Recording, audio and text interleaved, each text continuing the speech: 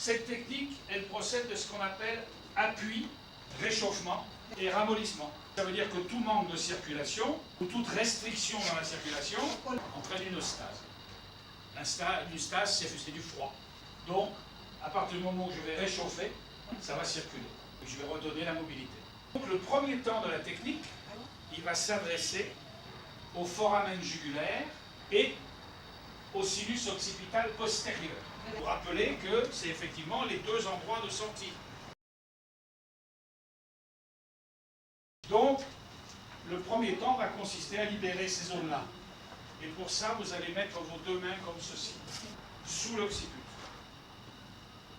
De telle manière que vous ayez la pointe des cinquièmes doigts qui se touchent. 15 à 30 degrés. Il faut être dans la direction des foramen jugulaires. Comme ça.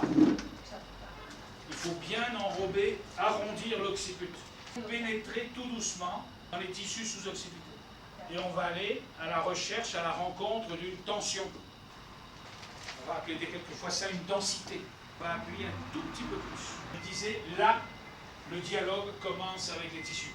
Donc on va appuyer, tout doucement, et on va attendre le réchauffement et le ramollissement des tissus, qui va vous permettre d'avancer un tout petit peu plus, jusqu'à rencontrer une autre tension. Et vous allez recommencer la même opération.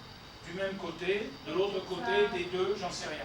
Et on va faire ça autant de fois que nécessaire, jusqu'à avoir la sensation d'avoir un équilibre entre les doigts. Donc en général, il faut faire ça 2-3 fois. Et vous allez attendre. Et à ce moment-là, vous allez avoir une espèce de retour dans les mains. S'il y avait une onde lente qui arrivait dans vos mains. Et ça veut dire que vous sentez le gonflement de la veine jugulaire. Quand vous avez fait ça, ça veut dire que vous avez libéré les tissus. Ça, c'est donc le premier temps. Et puis après, on va passer au deuxième temps. Donc vous êtes dans cette position-là, et là, dans pratiquement tout le temps de la technique, vous ne quittez pas le crâne. Et les mains posées sur le crâne en permanence. Donc je suis comme ça. Et maintenant, le deuxième temps, il va s'adresser au pressoir d'érophile et au sinus occipital postérieur. Donc, je suis dans cette position-là, je vais tourner la tête sur une main. Avec l'autre main, je vais repérer l'ignon, mettre deux doigts comme ça, l'index et le médius. Je ramène la tête sur ma main. Et l'autre main, je viens la mettre sur le frontal, perpendiculaire au crâne. Avec mes deux doigts occipitaux, je vais appuyer sur l'occiput, je vais écarter. J'appuie et j'écarte. Avec l'autre main, je vais la mettre sur le frontal, puis et j'écarte. Quand je sens la pression arriver dans mes doigts occipitaux, je ne bouge plus. J'ai simplement déformé un petit peu le crâne, j'ai amené la pression de l'extérieur vers l'intérieur au niveau du sinus occipital postérieur. Ça veut dire que je déplace des liquides. Si je déplace des liquides, c'est que je crée de l'énergie. Je crée de l'énergie interne. Donc je crée de la chaleur interne. C'est cette chaleur qui va travailler sur. Le troisième temps, il va s'adresser au coude astério, sinus sigmoïde. Donc le troisième temps, il va s'adresser. Donc on a fait, premièrement, deuxièmement, et maintenant on va faire cette zone-là. Donc pour ça, je vais enlever ma main, je fais tourner la tête sur une main, repère l'apophyse mastoïde. Je vais mettre deux doigts de chaque côté de l'apophyse mastoïde, l'index et l'autre en arrière, le médius. Et la pointe du V, elle va être au niveau de l'astério. Et je vais mettre mon cinquième doigt au niveau de l'ignon. Et après je vais tourner la tête sur ma main et je vais faire la même chose de l'autre côté. Et maintenant, je vais demander à mon patient sa main sur le frontal. Et comme ça. La paume de main longitudinale. Alors j'étais longitudinal et perpendiculaire. Maintenant je suis longitudinal, perpendiculaire à mes mains. C'est toujours dans ce sens-là ou dans l'autre sens. Toujours pas le bon renvoi liquidien. Donc je suis comme ça. Le patient met sa main là. Je peux aussi, si je veux être plus précis, mettre le menton. Même chose. Et on va écarter. Comme si je voulais que mes doigts se rejoignent au centre du crâne. Et je demande à mon patient de laisser doucement tomber sa main sur son front. À un moment donné, je vais sentir une expansion latérale. Cette expansion latérale, je vais l'empêcher. Il ne faut pas que ça s'expanse. Ça travaille de l'intérieur. Ici, j'empêche la déformation. Ça, c'est pour le troisième temps. Il va s'adresser au sinus transverse, c'est le même mot, au coude astério, et au sinus droit.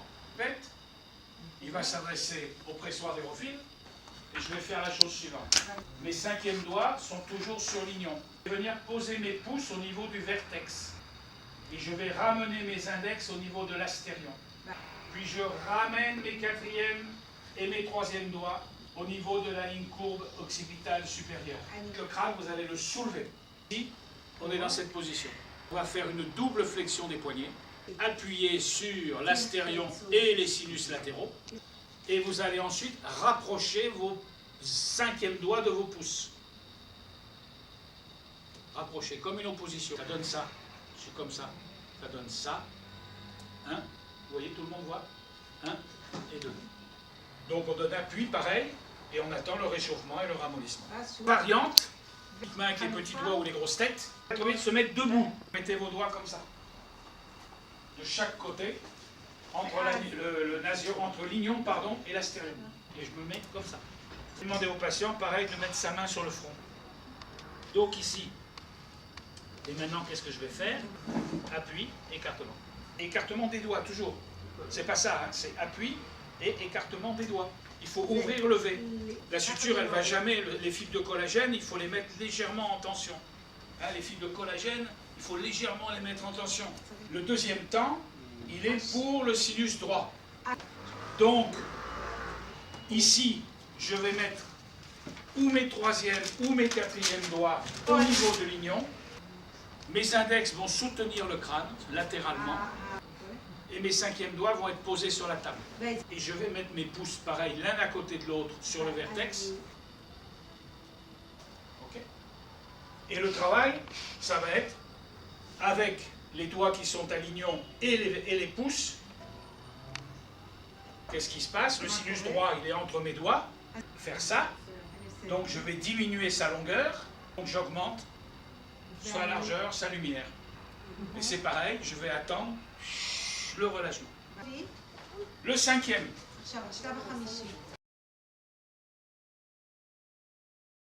Maintenant, ce que je vais faire, c'est que mes mains, elles étaient comme ça, d'accord?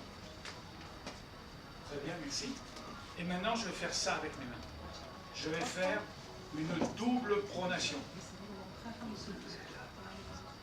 Pour que mes pouces viennent se croiser l'un sur l'autre, chaque côté de l'axe central. Et je vais croiser mes pouces. Alors là, je suis à l'envers. Hein. J'appuie et j'écarte. Et je vais attendre que ça se réchauffe et que ça se ramollisse. Et une fois que j'ai obtenu ça, je vais avancer tout le long de la suture en 2 cm. Et à chaque fois, je vais répéter la même opération. Jusqu'au bregma. Donc ça représente 4 ou 5 fois. Je vais décrocher mes pouces, avancer mes coudes, pour me retrouver tout le long de la suture métopique. Là, c'est une fois. Donc, je suis comme ça. Et là, tac. Et je respecte l'ouverture du sinus vers l'arrière.